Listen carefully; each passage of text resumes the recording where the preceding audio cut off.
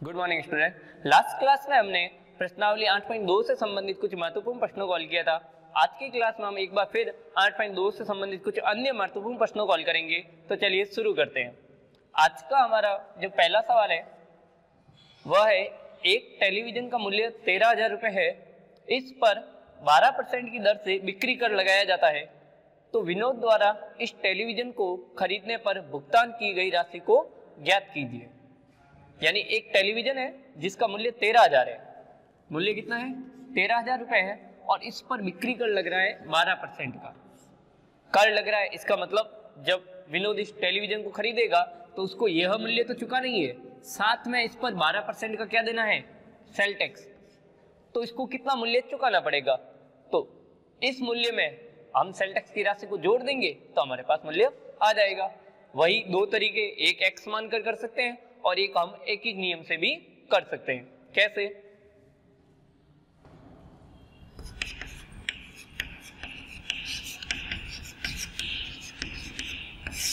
Television का मूल्य बराबर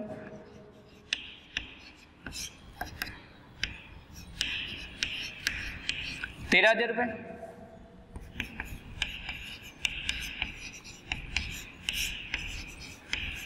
बिक्री कर बराबर 12%, और ये 12% किसका होगा, 13,000 रुपये का होगा। तो वापस से बिक्री कर, इस बार हम निकालेंगे उसको रुपए में, तो 13,000 का 12%, और परसेंट हटाने के लिए हम 100 का भाग कर देंगे। अब हम देखें, एक जीरो से एक जीरो, दूसरे जीरो से दूसरा जीरो, और जब हम इसका आपस में गुणा करेंगे तो हमारे पास लास्ट आंसर आ जाएगा बिक्री कर। तो यानी कि यदि हम 13,000 रुपये का कोई टेलीविजन खरीदेंगे तो उस पर जो 12% का जो टैक्स होगा वो होगा 1,560 रुपये। अब विनोद इस टेलीविजन को खरीद रहा है तो इसको कितना भुगतान देना पड़ेगा, इसको भुगतान कितना देना पड़ेगा, यह रुपए तो देनी ही है, साथ में यह वाला भी देना पड़ेगा। तो फिर लिखेंगे भुगतान की राशि बराबर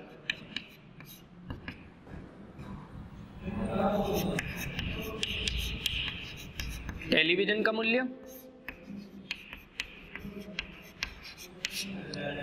प्लस बिक्री कर।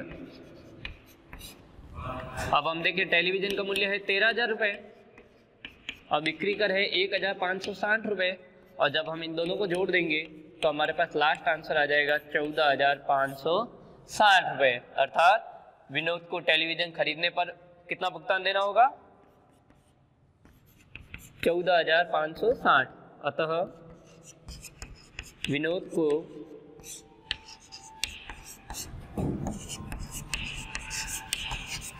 टेलीविजन का 14,560 रुपये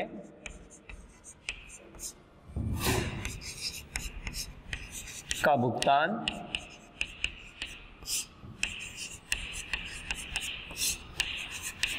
करना होगा। तो यह तो था बिना एक एक नियम वाला। अब हम इसी सवाल को एक बार वापस देखते हैं एक एक नियम की विधि से।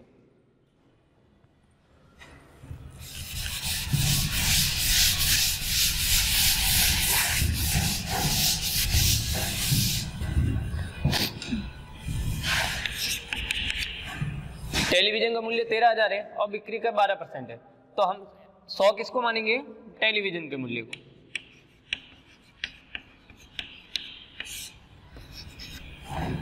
यहाँ लिख लेंगे, माना टेलीविजन का मूल्य बराबर 100। अब बिक्री कर कितना है, वह है 12%, यानी कि कितना हो जाएगा, 12 रुपये। लास्ट क्लास में हमने सीखा था, यदि हम किसी राशि को 100 मानते हैं तो जो भी प्रतिशत होता है वही हमारा रुपए बन जाता है, तो 12% यानी कि 12 रुपये। तो अब देखिए, तो टेलीविजन का कुल मूल्य कितना हो जाएगा, टेलीविजन का हम विक्रय मूल्य मान लेते हैं पूरा, तो कुल मूल्य कितना हो जाएगा, उसको 100 और प्लस 12 रुपए, यानी कि कुल उसको 112 रुपए का भुगतान करना पड़ेगा यदि टेलीविजन का मूल्य 100 रुपए होता है। अब वही चीज एक एक नियम में दो राशियों का पता करना है और जिसको ज्ञात करना है उसको हमको रखना है पीछे। तो दो राशियां कौन सी हो गई, एक तो हो गई टेलीविजन का मूल्य और दूसरा है उसको भुगतान पर यानी कि विक्रय मूल्य, यानी एक क्रय मूल्य और एक विक्रय मूल्य। ज्ञात क्या करना है, विक्रय मूल्य, तो विक्रय मूल्य को कहां रखेंगे, पीछे। तो चूंकि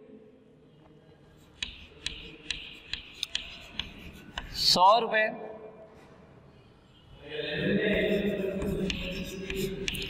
क्रय मूल्य है तो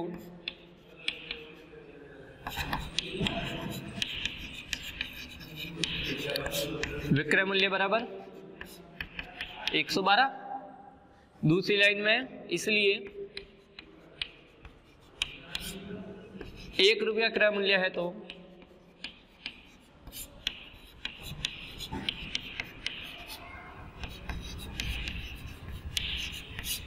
विक्रय मूल्य बराबर, यह तो वही आ जाएगा, बट्टे में आ जाएंगे 100। और अब हमें कितने रुपए का ज्ञात करना है, 13,000 रुपए का ज्ञात करना है, तो यहाँ 13,000 आ जाएगा।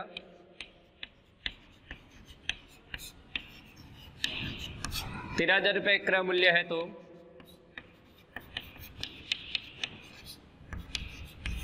विक्रय मूल्य बराबर,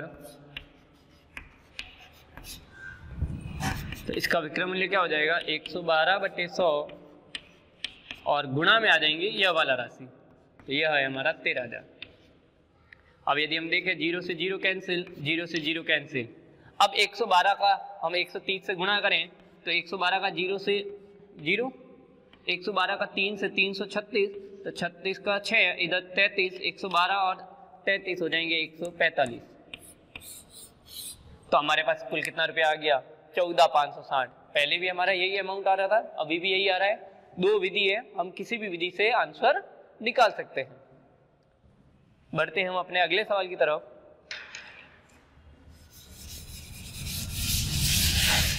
दूसरा सवाल है कि राम ने एक हेयर ड्रायर खरीदा, 8% वेट सहित उसका मूल्य 5400 रुपए है।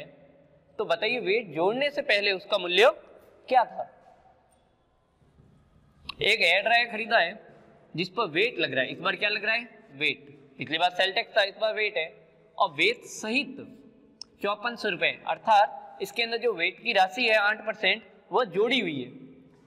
अब हमें बताना है वेट जोड़ने से पहले, अर्थात यदि हम इसका 8% नहीं लगाएंगे तब इसका मूल्य कितना था, हमें उसका मूल्य ज्ञात करना है, यानी कि वेट रहित। तो वही पहले यदि हम x मानकर करें तो माना वेट रहित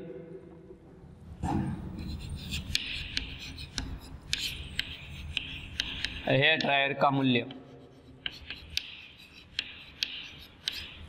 बराबर x। वेट रहित कितना मूल्य है, x। अब वेट कितना है,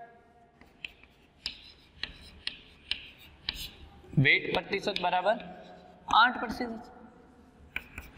तो यह 8% किसका होगा, अंकित मूल्य वही इसका जो वेट रहित जो मूल्य है इसी का ही होगा 8%। तो वेट सहित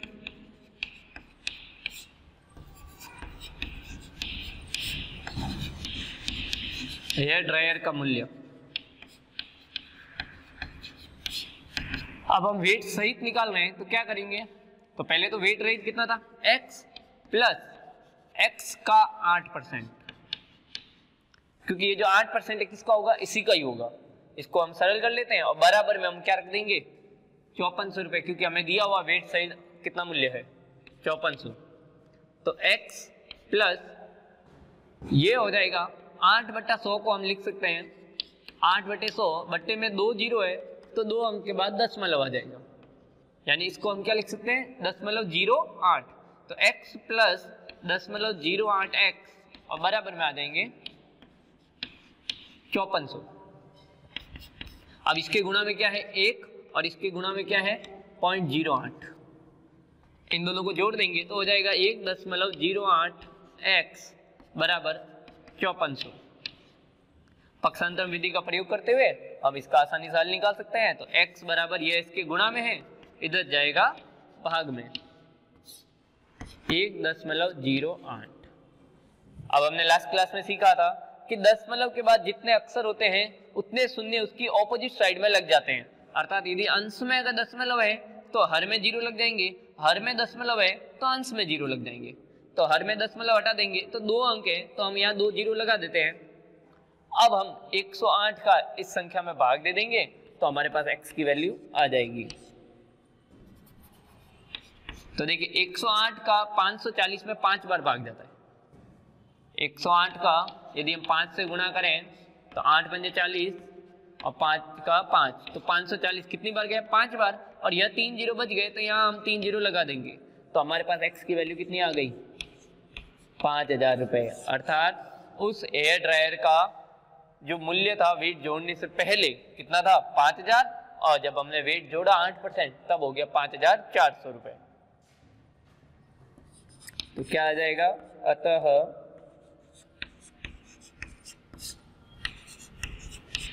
हेयर ड्रायर का मूल्य वेट जोड़ने से पहले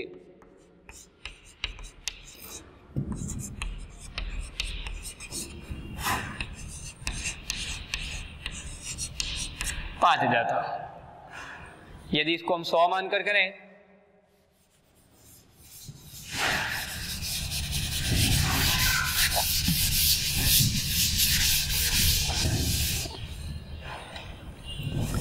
इसी सवाल को 100 मानकर भी करें तो हेयर ड्रायर दिया हुआ वेट सहित और हमें निकालना है वेट रहित। तो हम किसको 100 मानेंगे? वेट रहित को। माना वेट रहित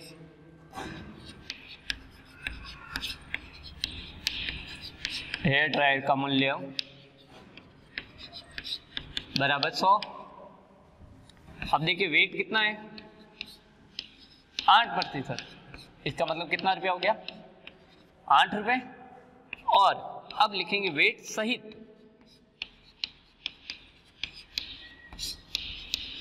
तो वेट सहित मूल्य कितना हो जाएगा? 100 + 8 बराबर 108 रुपये। कितना हो जाएगा? 108 रुपये। अब वही चीजें, दो चीजें ज्ञात करूं तो हमें कौन कौन सी चीजें? एक वेट सहित और एक वेट रहित। और हमें क्या ज्ञात करना है? वेट जोड़ने से पहले, अर्थात वेट रहित मूल्य ज्ञात करना है तो वह रहेगा पीछे और वेट सहित रहेगा आगे। तो चूंकि 108 वेट सहित मूल्य है तो वेट रहित मूल्य बराबर, तो वेट रहित मूल्य कितना है? 100 रुपये। यदि 1 रुपये वेट सहित मूल्य है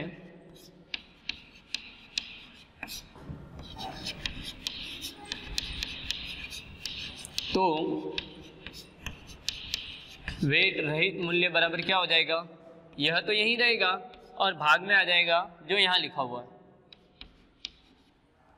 इसके बाद अब हमें कितने का निकालना है? 5400 रुपये का। 5400 रुपये वेट सहित मूल्य है तो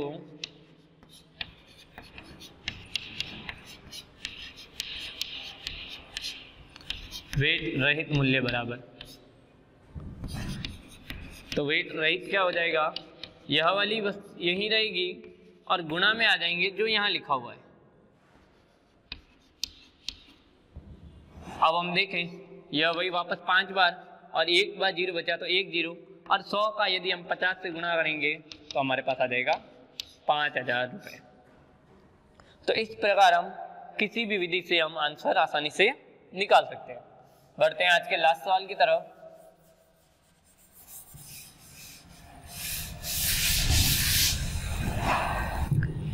अरुण एक जोड़ी स्केट्स सेल से खरीद कर लाया जिस पर बट्टे की दर थी 20%, बट्टा यानी कि डिस्काउंट, छूट। यदि भुगतान की गई राशि 1600 रुपये है तो स्केट का अंकित मूल्य ज्ञात कीजिए। हमें क्या ज्ञात करना है? अंकित मूल्य। और बट्टे की दर कितनी है? 20%। और उसने भुगतान कितना किया? 1600 रुपये का। अर्थात ये जो 1600 रुपये है यह अंकित मूल्य में से 20% जोड़ने के बाद घटाने के बाद। तो हम देखें कि बट्टा है, बट्टा का अर्थ होता है डिस्काउंट, तो डिस्काउंट हमेशा घटता है, यानी कि यह अंकित मूल्य में 20% कम होने के बाद इसकी वैल्यू इतनी है, तो अंकित मूल्य कितना होगा? तो अंकित मूल्य तो ज्यादा ही होगा। जब हमें डिस्काउंट के बाद 1600 रुपये में कोई वस्तु मिल रही है, इसका मतलब उसकी जो मार्केट प्राइस है वह इससे तो ज्यादा ही होगी। तो पहले हम एक्स मानकर कर लेते हैं। माना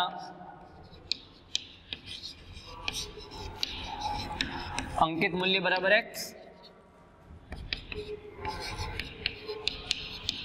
बट्टा बराबर कितना है? 20%। तो स्केट्स का विक्रय मूल्य क्या हो जाएगा? तो विक्रय मूल्य क्या होगा कि जो इसका था अंकित मूल्य उसमें से ये 20% इस बार कम होगा। टैक्स होता है तो हम जोड़ते हैं और बट्टा होता है तो हम इसको अंदर घटा देते हैं, यानी कि अंकित मूल्य माइनस बट्टा, वो हम घटाएंगे तो हमारे पास विक्रय मूल्य आ जाएगा। तो अंकित मूल्य है एक्स माइनस बट्टा किसका होगा? अंकित मूल्य का ही होगा, एक्स का 20%, यानी कि एक्स माइनस यह हो जाएगा 0.20। वही 2 जीरो है तो 2 अंक के बाद 10 लो और पीछे एक्स, यहाँ क्या है? गुणा में 1 और यहाँ है 0.20। 1 में से 0.20 चला जाएगा तो पीछे बचेगा 0.8x। और 8x इसके बराबर होगा, यह होगा हमारे विक्रय मूल्य क्या? तो विक्रय मूल्य हमें दिया हुआ है 1600 रुपये। कितना दिया हुआ है? 1600 रुपये। तो यह किसके बराबर होगा? 1600 रुपये के। अब यह इसके गुणा में है, इधर चला जाएगा तो भाग में, और फिर वही 10 हटाएंगे तो ऊपर एक जीरो आ जाएगा। और अब यदि हम 8 का भाग 16 में देते हैं तो 2 बार, और पीछे ये 3 जीरो बच गए तो हम वापस लगा लेंगे, तो हमारे पास वैल्यू आ जाएगी 2000 रुपये। अर्थात उस स्केट्स का अंकित मूल्य 2000 था, जिस पर 20% डिस्काउंट देने के बाद उसका मूल्य कितना हो गया? 1600 रुपये। तो इस सवाल को एक बार हम वापस देख लेते हैं एक्स मानकर।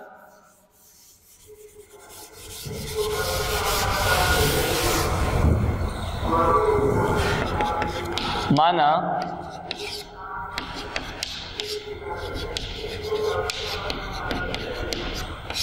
स्केट्स का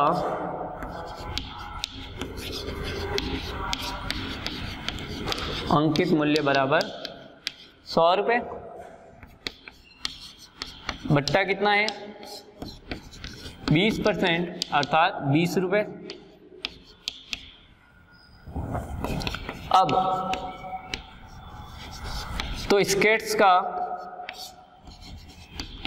विक्रय मूल्य कितना हो जाएगा? वह हो जाएगा अंकित मूल्य माइनस डिस्काउंट, यानी कि 80 रुपये। अब हम देखें इसमें दो चीज कौन सी है? तो एक तो हमें दिया हुआ विक्रय मूल्य 1600 और हमें ज्ञात क्या करना है? अंकित मूल्य। तो अंकित मूल्य पीछे रहेगा, जो ज्ञात करना है वो पीछे और जो दिया हुआ है वो आगे, तो विक्रय मूल्य को आगे रखना है। तो चूंकि 80 रुपये विक्रय मूल्य है